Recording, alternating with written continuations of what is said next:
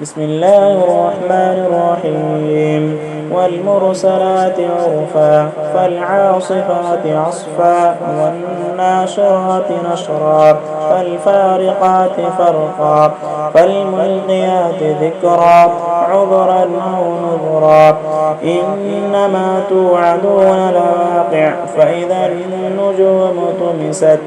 وإذا السماء فرجت وإذا الجبال نصفت وإذا الرسل اقتتت لأي يوم أجلت ليوم الفصل وما أدراك ما يوم الفصل ويل يومئذ للمكذبين ألم نهلك الأولين ثم نتبعهم الآخرين كذلك نفعل بالمجرمين ويل يومئذ للمكذبين ألم نخلقكم من ماء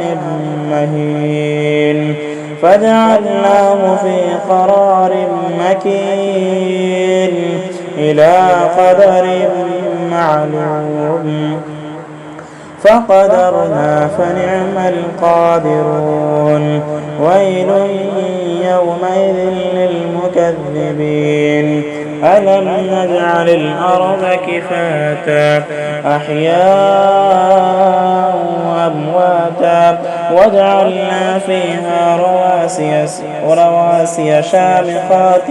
وأسقيناكم ماء فراتا وجعلنا فيها رواسي شامخات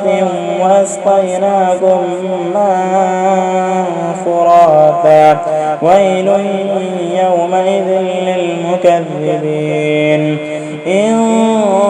انطلقوا إلى ما كنتم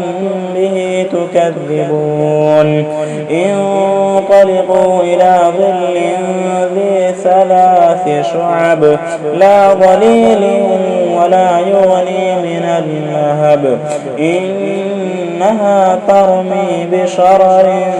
كالقصر كأنه جمالة صفر ويل يومئذ للمكذبين هذا يوم لا ينطقون ولا يؤذن لهم فيعتذرون ويل يومئذ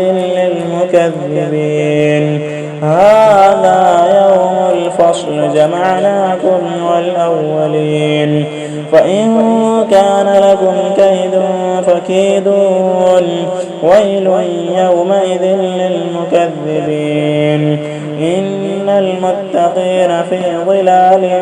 وعيون وفواكه مما يشتهون كلوا واشربوا هنيئا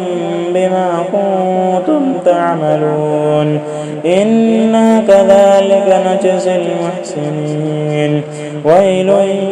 يومئذ للمكذبين كلوا وتمتعوا قليلا إنكم مجرمون ويل يومئذ للمكذبين وإذا قيل لهم اركعوا لا يركعون ويل يومئذ